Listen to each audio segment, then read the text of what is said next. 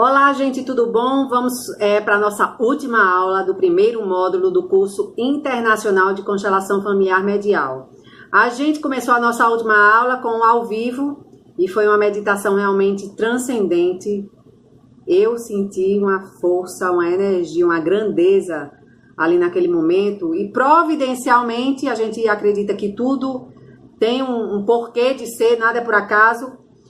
A conexão da internet parou de funcionar, de repente, para a gente ficar com aquela energia em alta. De repente, se a gente fosse para o racional, logo em seguida, a gente perdesse aquela energia, aquela vibração. Então, você comenta aqui no vídeo, depois que você fez aquela meditação que foi ao vivo, tinha um aluno online com a gente e imagine aí quanta energia que foi. Tinham duas pessoas ao mesmo tempo fazendo, vibrando positivamente daquela forma, conectando-se ao grande espírito, à grande alma, ao universo, a Deus, ao Criador. Como foi poderosa essa força, essa energia que fez as minhas duas internets caírem. Eu tenho duas internets justamente aqui para o nosso curso ser poderoso, né? Não faltar isso não ser desculpa para alguma coisa não dar certo. Mas fazer o quê? Quando uma internet cai, a outra entra. Mas nesse caso, as duas não quiseram mais que o ao vivo continuasse. Então, eu entendo que realmente nada é por acaso. Tudo é providência divina. Então, se aquele ao vivo foi aquela meditação, foi aquela cura unificadora, é porque é. É porque a gente precisava manter aquela energia em alta. Aquela conexão com Deus, tá? Vamos falar hoje um pouquinho aqui. Primeiro, eu quero dedicar essa aula, essa última aula do módulo 1 à minha mãe. E você pode dedicar também esse momento da sua vida que você está vivendo agora à sua mãe, aquela que lhe gerou. Gente, ela ficou na sua barriga. Ela ficou com você na barriga dela. Teve o corpo transformado. Depois, se não deu de mamar, acordou às noites. Se não ficou com você, doou você para outra pessoa cuidar, doou para uma pessoa cuidar de você, lhe deu a vida. Então, eu dedico essa aula à minha mãe. A gente saindo desse primeiro módulo do curso Internacional de Constelação Familiar Medial, honrando a nossa mãe, aceitando a mãe que a gente tem do jeito que ela é, a missão está cumprida. Então, palmas para você, se você consegue olhar para sua mãe, agradecer a vida que sua mãe lhe deu. Gente, eu estava justamente conversando ontem com a minha mãe e ela me contou até uma história. Minha mãe tem muitas histórias, assim, ela realmente me ensinou muita coisa mesmo. Eu devia ter escrito todas as coisas que ela me ensinou. Mas ela, para mim, é um exemplo de força, de grandeza. Mas nessa conversa que eu tive ontem com ela falou uma coisa muito interessante. Ela devia escrever livro igual a Bert Hellinger. Ela tem os diários dela, mas ela devia pegar os diários dela e publicar, porque muita gente merece encontrar essas informações preciosas que ela escreve e guarda só para ela, ainda não levou para o mundo. Então, ela falou ontem para mim assim, quando uma pessoa não tem vida, não tem entusiasmo pela vida, não tem como a gente nem podar. E quando a pessoa é criança e tem muita energia, tem muita coisa, tem muitos dons, tem muitos talentos, tem muitos porquês e tem essa avidez pela vida, tem como ir podando, dizendo não é por aqui, não faça isso, não é assim. E foi isso que ela falou ontem que eu clique. Então, realmente, gente, vão ter pessoas que a gente vai se deparar nesse nosso processo que não tem nem o que podar. A pessoa está identificada com algo do sistema familiar dela e as forças estão atuantes para que ela caminhe realmente para a morte. E quando a gente fala caminhe para a morte, é não servir a vida. Às vezes pode viver 100 anos aqui no planeta Terra, fechado, contraída, sem se expandir, sem abrir a consciência, vivendo a vida com doenças, vivendo a vida com confusão, com crítica, com reclamamento, com julgamento, com reclamação e não tem solução. Então a gente, como consteladora, desenvolve essa postura também de, poxa, se a pessoa quer ficar ali, daquele jeito na vida, olhando para a morte, e a vida aqui passando, e ela está olhando ali para a morte, sem viver a plenitude da vida, a gente não faz nada, a gente não tem nada a fazer. A gente não tem nem o que podar, como diz a minha mãe, né? Porque a criança que é ávida pela vida, que tá cheia de energia, a gente vai podando e dizendo, olha, honra teu pai e tua mãe, honra seu pai e sua mãe, respeita seu pai e sua mãe, obedece seu pai e sua mãe, honra seus antepassados. Olha, você tá querendo dar demais aí nessa vida e não tá recebendo, e depois não venha reclamar. Isso aí é a gente ir podando, né? Vamos honrar os nossos antepassados, vamos honrar as experiências que a gente viveu nas outras vidas, para nossa alma se apropriar das outras vidas, ser completa.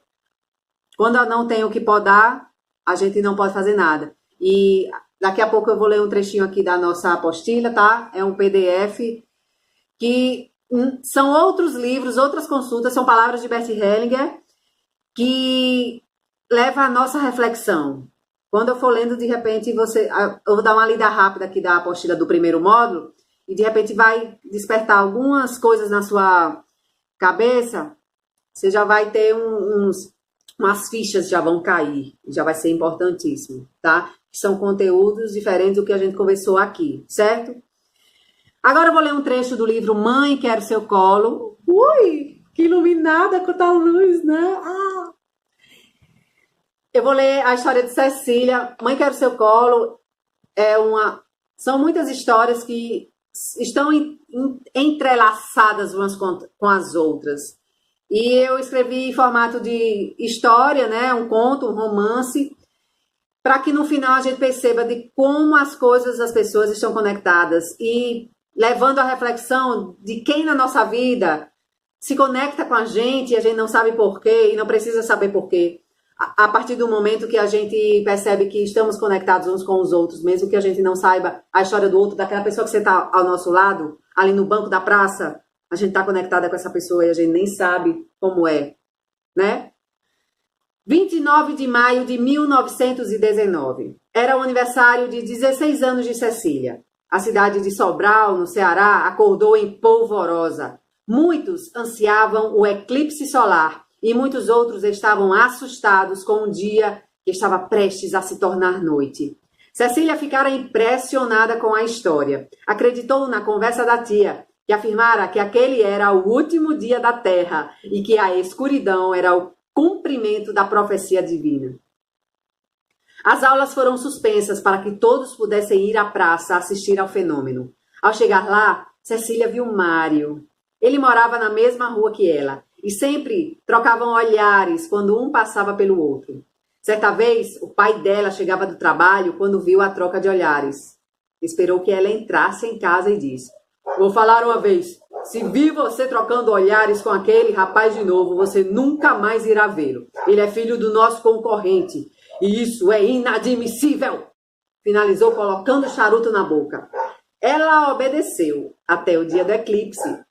Quando o viu na praça, pensou consigo: bem, se Titi estiver certa, preciso beijá-lo, porque minha alma não se perdoará se morrer sem nunca ter beijado ninguém. E Mário é o homem dos meus sonhos. Ele é tão lindo, esse cabelo preto, lisinho, esse tórax estufado. Ai, vou agora mesmo, antes que o dia vire escuridão.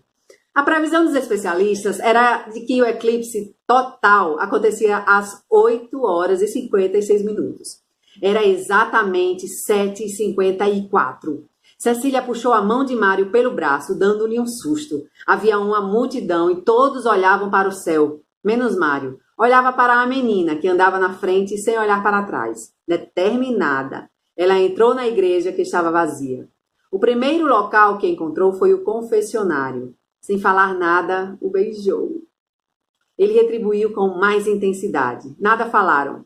Somente expressaram através dos movimentos corporais o que sentiam um pelo outro. No momento da escuridão, os dois estavam unidos como um. E para Cecília, não importava se o mundo acabasse. Sentia-se plena, sentia-se única, sentia-se amada, sentia-se mulher. Mário sentia algo parecido, porque também cultivava o medo de que o mundo acabasse, mas naquele segundo isso pouco importava. O eclipse durou cerca de 5 minutos, E quando o céu voltou a clarear, Cecília abriu os olhos ao perceber a luz do sol entrar pelo cantinho da porta. Ela arregalou os olhos, olhou para Mário e trincou os dentes. Essa é a deixa para a gente nunca mais se ver. Eu amo você. Despediu-se a menina, dando-lhe um beijo na bochecha. Eu também amo muito, respondeu o garoto. Cecília correu antes que alguém sentisse sua falta na praça. Uma semana depois, recebeu a notícia de que Mário tinha ido morar em Fortaleza para completar os estudos. Ela se sentiu aliviada, porque não conseguiria se conter se o visse novamente pela rua. 2 meses depois do eclipse, algumas pessoas haviam morrido, mas de causas naturais ou por causa do destino. Cecília começou a sentir enjoos e, principalmente na hora do almoço, saía correndo para o banheiro. O pai olhava por debaixo dos óculos, imaginando o que a menina estava aprontando. Porém, logo voltava a pensar na empresa da família. Quando as saídas da mesa aconteceram 6 dias seguidos, sua mãe foi até o quarto à tarde enquanto estudava. Filha, venha cá. Que foi, mamãe? Estou estudando. Minha nota tem sido a melhor da sala. Prometo que serei destaque no final do ano. Certo, filha. Vim aqui para conversar sobre outra coisa. Eu quero saber o que andou aprontando. Nada, mamãe. Passo a manhã na escola e à tarde estudando. Prometi à senhora que seria alguém na vida e eu serei. Deixe-me me enrolar e me diga qual foi a data da sua última menstruação. Ah, mãe, deve chegar logo. Tá bem, disse a mãe retirando-se do quarto. As saídas da mesa se repetiram por mais 5 dias. A mãe de Cecília foi novamente falar com ela. Filha, tem alguma coisa para me contar? Não, mãe. De novo com essa pergunta? Disse a menina irritada. Você menstruou? Ainda não, mãe. Está vindo. Cecília Amaral Lopes de Sá. É a última vez que vou perguntar. Qual a última vez que menstruou? Fui antes do eclipse, mãe. Deve estar chegando. A mãe apalpou o seio da filha, interrompendo suas palavras. Ai, que foi isso? A senhora perdeu o juízo? Quem perdeu o juízo? Quem perdeu o juízo foi você. Você está grávida. Agora você vai me contar o que andou aprontando. Senão eu vou falar agora mesmo para seu pai. Não, mãe, por favor. No dia do eclipse eu pensei que morreria, que era o fim do mundo. Então eu fiz amor para não morrer sem saber como seria. Desculpe, mamãe, desculpe, mas por favor, não fale para o papai. Torça para que ele não perceba, minha filha. A gente procura um lugar para abortar, mãe, e ele não vai perceber. Jamais você perdeu mesmo o juízo em ter uma ideia dessa. Deus perdoe isso que você acabou de falar. A gente vai fazer o seguinte. Vou comprar roupas folgadas e você vai fazer de conta que está comendo mais. Eu vou dizer para seu pai que está com gastrite e que o médico já receitou os medicamentos. Será o tempo de os enjoos passarem. Amanhã vamos na parteira para ela te acompanhar. Só confio nela. Se for para qualquer um desses médicos daqui, sairão correndo para contar para o seu pai. Obrigada, mamãe, obrigada. Você não quer nem saber quem é o pai? Não tem necessidade. Quando faltar 1 semana para o bebê nascer, eu vou inventar uma viagem para Fortaleza. E quando você tiver o bebê lá, ele irá para a adoção. Mas, mãe, eu quero esse neném. Minha filha, em que planeta você vive? Aqui não tem que querer nada. Aqui quem manda é seu pai. E se ele, no sonho mais louco, imaginar que você está grávida, ou bem menos que isso, que você chegou perto de um homem, você não viverá para ver bebê nenhum. Eu prefiro um neto pelo mundo e uma filha crescendo que o peso de 2 mortes. Sangue do meu sangue. Você conhece seu pai. A honra acima de tudo. Para ele você jogou a honra da família fora. Agora reze. Reze muito para que tudo dê certo. Senão haverá choro e ranger de dentes. Cecília conseguiu seguir com a gravidez, protegida pela mãe. Essa menina está dormindo muito. O que é que ela tem? Perguntava o pai. Ah, é aquela gastrite que eu falei, dizia a mãe. Mas essa doença está rendendo muito. Leve para outro médico. O doutor João Lobato é o melhor na área. Curou João Marcelino de uma úlcera e Marcelo Alcântara de uma azia que tinha desde criança. Quer saber? Eu mesma levarei. Desde quando você tem tempo para levar uma das meninas ao médico? Está duvidando da minha capacidade de mãe em cuidar da saúde dela? Eu já marquei um médico em Fortaleza. E em outro momento ele perguntou por que da menina estar tão gorda. São os hormônios alterando, a idade de 16 anos é assim. Até os 18 vai continuar engordando, depois voltar ao normal. Respondia serenamente a mãe de Cecília. É bom mesmo, senão homem nenhum casará com ela. Ninguém quer casar com o tribufu. Fique tranquilo, ela sempre foi uma menina bonita e continuará sendo. Além disso, é inteligente. Nenhum homem resiste a uma mulher inteligente. É ou não é? Disse a esposa, massageando o ombro do marido enquanto se preparavam para deitar. Quando chegou o tempo da criança nascer, as duas foram para a Fortaleza. O parto foi rápido e fácil. Após o nascimento, a mãe de Cecília pegou o bebê e entregou a uma pessoa conhecida de uma amiga. Antes de a mãe sair, Cecília fez um pedido. Mãe, por favor, mãe, que o nome dela seja Maria, minha Mariazinha, disse a menina com lágrimas, porque sentia que um pedaço de seu coração era arrancado. Esse é o trecho do livro Mãe, Quero Seu Colo, meu terceiro livro. E ele serve para dar uma introdução nesses nossos estudos, né? Embora a constelação familiar medial, essa nova constelação, não dê ênfase às histórias, quando a gente vai conhecendo esse tipo de história, que esse livro é baseado em muitas histórias que me contaram, baseado em fatos reais, de como existem encontros e desencontros na vida das pessoas, como as adoções aconteceram muito antigamente, né? E hoje em dia, de repente, pode ser diferente, mas naquela época, em 1919, que foi o ano do eclipse, aconteciam essas coisas. Como a religião influenciava também nesses fenômenos científicos, né? A religião disse que era o apocalipse, que o mundo ia se acabar e muita gente acreditou. E por aí vai, né, gente? Realmente tem muitos pontos para a gente refletir sobre essa história de Cecília. E se você quer saber o resto da história, é só ler o livro, né? Mãe, Quero Seu Colo. Essa história também, de repente, vai ser um próximo livro, né? Mas em Paraty eu conheço uma senhora que ela tem 6 filhas mulheres. E ela realmente desenvolveu uma grandeza muito grande. Hoje ela tem 70 anos e aquela mulher tem uma grandeza que não conheço nenhuma outra mulher que tem uma grandeza como ela, por justamente ter dado tanta vida, né? Tem gente que não tem filhos, mas tem os projetos de vida para levar uma bênção, né? Para levar um legado até os seres humanos. E quando eu falo uma bênção, é sempre essa reconexão com os seres humanos, que é um poder que a internet tem. A internet é uma faca de 2 gumes, né? O primeiro lado da internet é esse de as pessoas deixarem de olhar umas para as outras fisicamente, de conversar, de interagir umas com as outras, porque estão ali o tempo todo buscando algo na internet. E tem esse outro lado da internet, que é conectar pessoas. Da gente tá podendo aqui, tá se comunicando agora, vocês recebendo informação, tem gente nos Estados Unidos, tem gente no Nordeste do país, tem gente no Sudeste, né? Tem gente em Minas, tem gente em Recife, Natal, Paraty, em Greensboro e em outros lugares do mundo todo, né? Vendo essas informações, tendo acesso a essas informações, que se não fosse a internet, não teríamos essa conexão.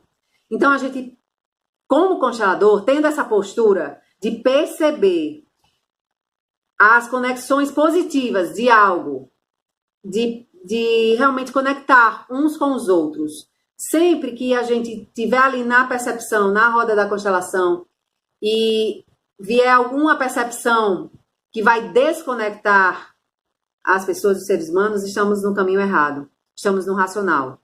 Estamos no ego. Não é a solução. Então, a gente já entrando nisso, nesse pressuposto de que a gente reconectando as pessoas, a gente levando as soluções que vão conectar as pessoas, não tem melhor caminho. E muitas vezes, a melhor conexão, a melhor forma de conectar as pessoas é com um amor que Hellinger chama de um amor adulto. Ele chama o amor inocente, o amor da criança e o amor adulto. O amor inocente, o amor da criança, é aquele em que a criança acha que é heroína, acha que ela vai poder fazer tudo, acha que vai poder salvar os pais, a vida dos pais, se os pais estiverem doentes, acha que vai dar dinheiro para os pais, se os pais não tiverem condições financeiras. Então, ela acha que pode tudo. Ela acha que dando a vida dela, ela vai facilitar a vida dos pais, que ela, no olhar dela, está achando muito difícil.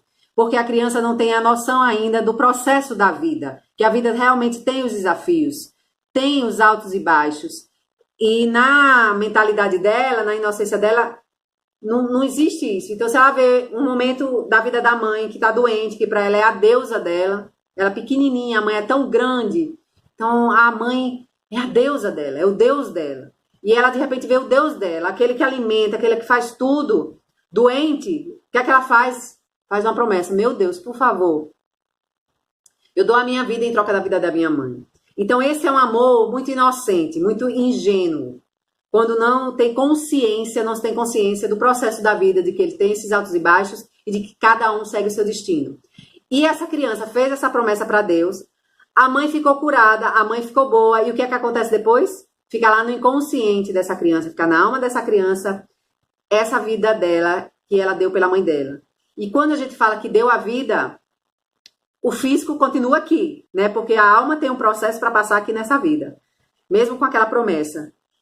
E a vida não é plena, a vida não flui, a vida dá uma série de acontecimentos para pisar, para colocar para baixo, para desejar morrer realmente a cada dia. E as pessoas crescem com isso. Tem gente que passa uma vida inteira com essa promessa. E a mãe, para o desgosto da mãe, que sobreviveu de repente àquela doença, quando foi feita aquela promessa, passa a vida inteira vendo o filho, vendo a filha ali mal na vida, se perguntando onde foi que ela errou, o que é que ela pode fazer para ajudar o filho, o que é que ela pode fazer para contribuir positivamente na vida daquele filho.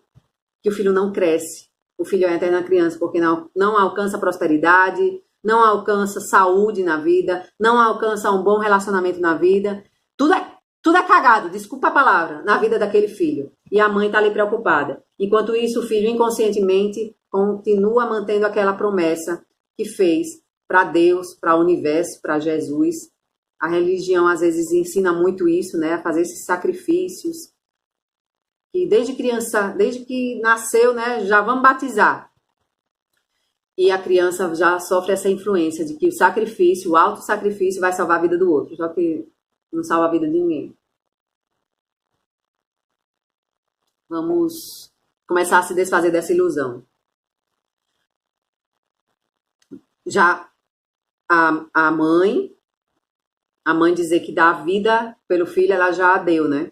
Porque a mãe, durante a gravidez, durante o parto, ela corre um risco de vida, ela fica ali no fiozinho entre a vida e a morte para poder dar a vida. E isso fortalece. Por isso que as mulheres, depois que têm filho, elas têm uma força descomunal e que não se sabe explicar. Uma força que as mulheres que não têm filho não têm. Não significa que as mulheres que não têm filho sejam mais fracas. Mas abre alguma portinha lá dentro que a gente não sabe explicar. Tem uma história aqui de uma pessoa que também vou comentar aqui com vocês. Estou jogando aqui para a gente ir refletindo. De uma mulher que ela se apaixonou por um homem e esse homem tinha filhos. E ela também tinha filho. E ela se apaixonou por esse homem porque simplesmente esse homem tinha uma dedicação enorme a esses filhos dele. E a gente pode se perguntar, né? O que faz a gente se apaixonar, nós mulheres, o que faz a gente se apaixonar pelos homens? Inconscientemente, o que é que nos une, homens e mulheres? É justamente essa percepção extrasensorial de que, nossa, esse homem está conectado com a vida, porque ele está preocupado com os filhos dele, ele está cuidando dos filhos dele, então ele é um ótimo parceiro, porque eu sei que eu, sendo mãe dos filhos dele, vou ter um pai para os meus filhos. Isso tudo, gente, ocorre a nível inconsciente. Então a gente vê um homem tratando bem uma criança, cuidando bem de uma criança, o que é que acontece a informação lá atrás? Esse é o homem, estou apaixonada por ele. porque eu sei que eu, tendo filhos dele, ele vai cuidar muito bem dos meus filhos. Vai cuidar das gerações futuras. E aí, deu certo esse casamento, esse relacionamento, realmente eles tiveram filhos, e depois de alguns anos de casados, esse homem, essa mulher já sentia uma certa rejeição desse homem em relação aos filhos, ou vamos dizer, como é algo interno, de repente esse homem não se permitiu cuidar dos filhos, porque ele tinha um emaranhamento no sistema familiar dele. E muitas vezes, como eu falei agora há pouco, a gente tem emaranhamentos no sistema familiar, a pessoa está olhando para a morte, por mais que ela, de repente, se dedique conscientemente a buscar informações para liberar isso, para desemaranhar isso, a alma fala muito mais forte. E se o caminho é para a vida, se tem um casal e um está caminhando para a vida e o outro está caminhando para a morte, é melhor liberar, gente. É melhor deixar cada um seguir o seu caminho. Por isso que às vezes acontecem divórcios. Porque é como se fosse um compromisso da alma daquele ser, daquela pessoa, que se comprometeu a seguir ali na morte, durante toda essa vida. É o destino dele. E não há como mudar isso. Por muitas vezes, Bert Hellinger, nos workshops dele, fala para algumas pessoas que, na percepção, na fisiologia, dá para sentir isso, dá para perceber, que essas pessoas estão olhando para a morte. E ele fala, realmente, você vai morrer. A morte está chegando a você, abrace a morte. E, na maioria das vezes, essas pessoas fazem isso com satisfação. E o público que está ali do meu lado, principalmente muitas vezes que eu fiz, não todas, né? Eu estava lá e o público do meu lado comentava assim, nossa, como é que ele fala isso? A pessoa vai morrer, a pessoa vai morrer. E aí, aceita esse caminho que essa alma escolheu, de seguir a morte, tá? Não tem problema nenhum na morte. A morte é simplesmente o outro lado. Mas que se perde uma oportunidade única de resolver questões aqui na Terra, propósitos de reconectar os seres humanos uns com os outros, se perde essa oportunidade. Mas esse chamado para a morte é muito maior do que a nossa consciência, muito maior do que o nosso desejo de reconexão com todo mundo. Então a gente libera aquela pessoa para ela seguir esse caminho dela, que ela precisa fazer, precisa ser feito. Certo, gente? Então, uma demonstração desse homem, né, dessa história aqui que eu tô contando, para a mulher, foi que ele falou, minha vida não funciona, minha vida não presta, eu não tenho tempo para nada, eu trabalho, e tenho que pegar as crianças na escola, deixar as crianças na escola, e eu não tenho tempo para mim, eu não tenho vida. E aí, nesse momento, algo aconteceu na alma dela. Porque a paixão acabou, já tinha acabado, o amor acabou naquele momento que ele falou que era mais importante ele do que a vida que seguia. Então a gente vai perceber em muitos casais, quando a gente for atender, esse ponto, essa virada da alma, porque na época da paixão, na época da primeira convivência, né, tudo muito gostoso, tudo muito bom, e a atração inicial foi aquela, é o homem que vai dar continuidade ao meu DNA, ao meu gene, e depois a gente vai se emaranhando, se conectando ao sistema familiar do outro, principalmente depois que tem filho, e é aí nesse processo que a gente descobre que a pessoa não está disponível, não tem lugar para, vamos dizer aqui, o homem e a mulher. Se o homem está seguindo a morte, ele não tem lugar na vida dele para essa mulher. Ele precisa seguir aquele destino para a morte. E a mulher também da mesma forma. E um dos dois termina indo embora.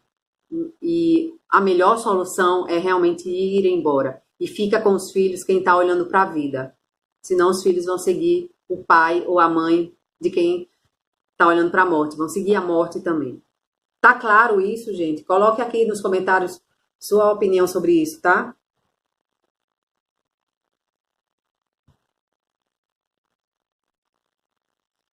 Uma postura que o constelador, a consteladora familiar tem, e isso é um desenvolvimento, não é do dia para a noite, é essa que Bert Hellinger fala tanto de não ter medo. E como é que a gente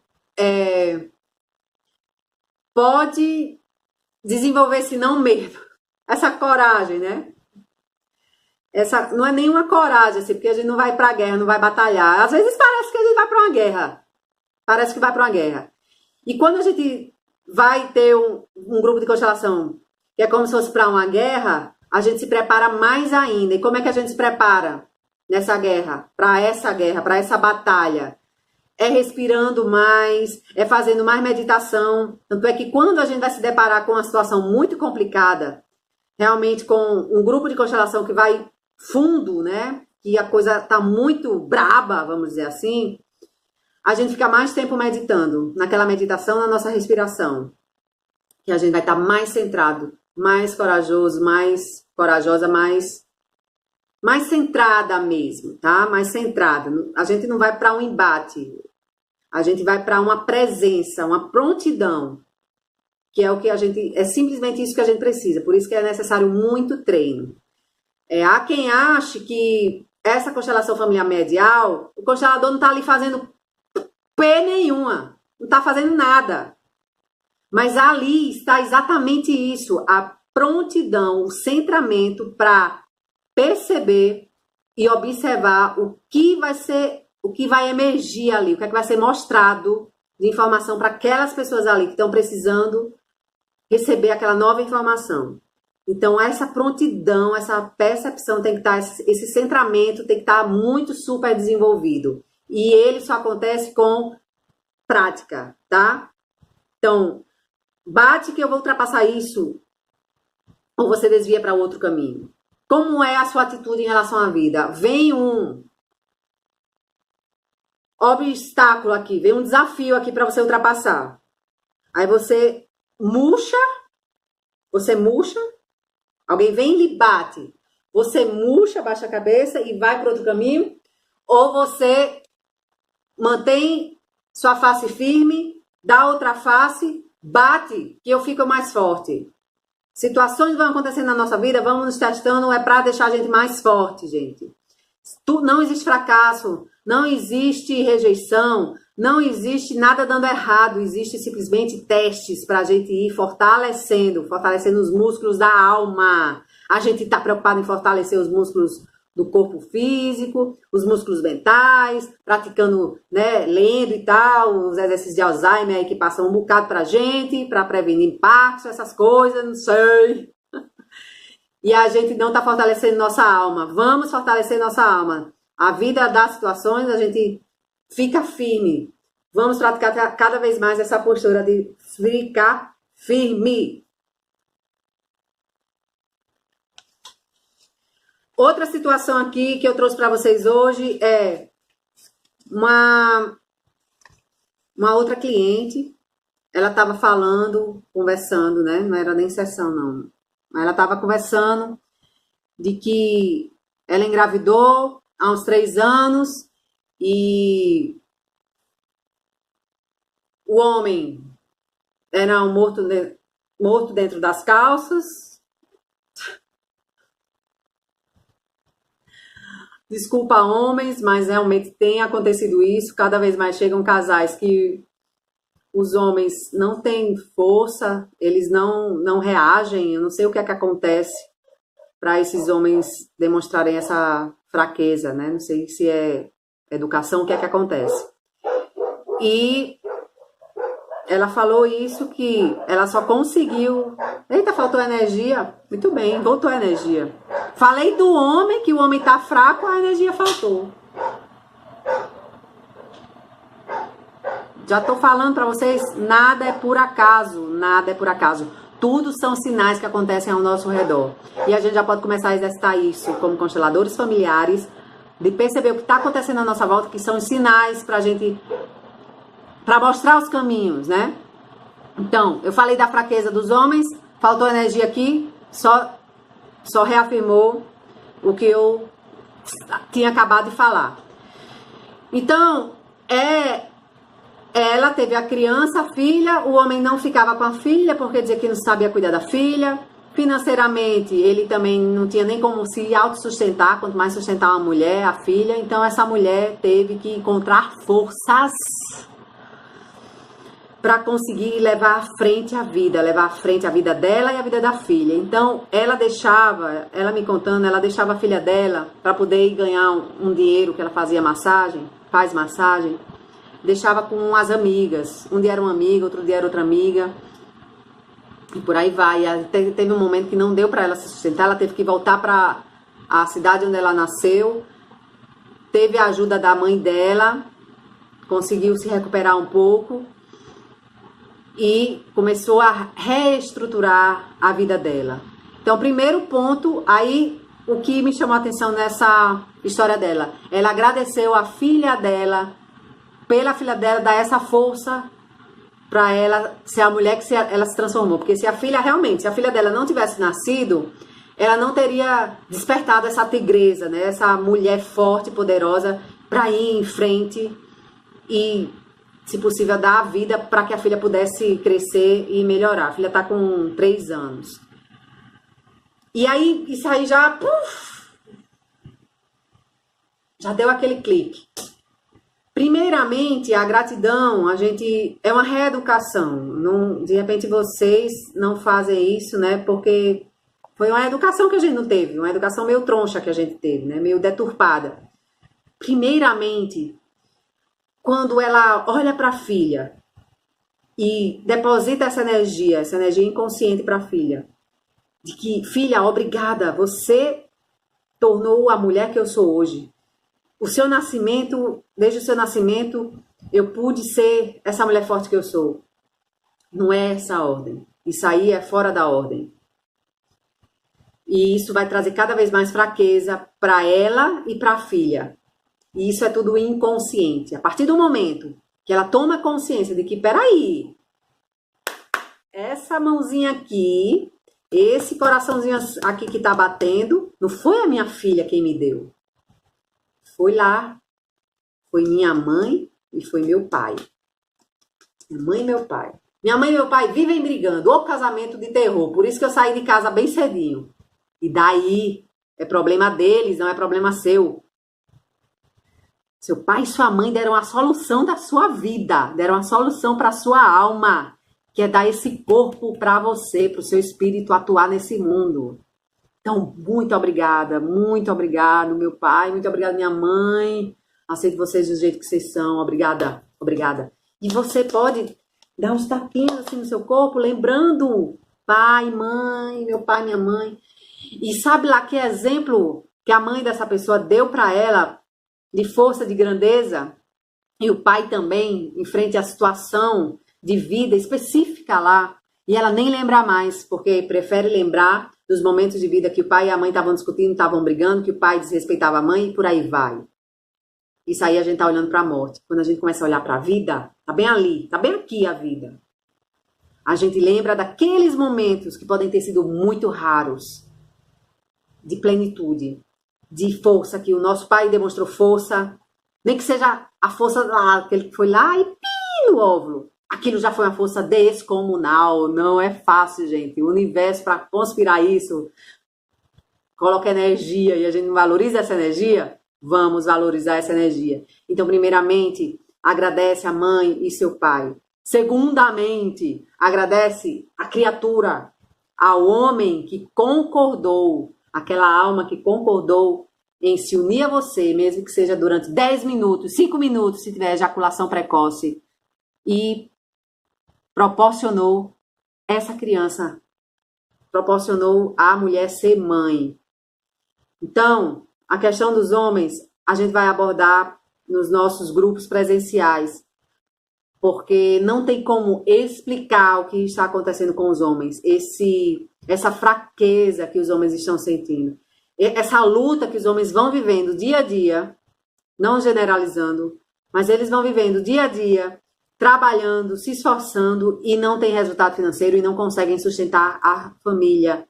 E as mulheres tendo cada vez mais que se transformar em 1000 e, no fundo, ressentidas, magoadas, tristes, com muita raiva, desses homens serem tão fracos, serem não, por favor, os homens são fortes, estarem com essa fraqueza.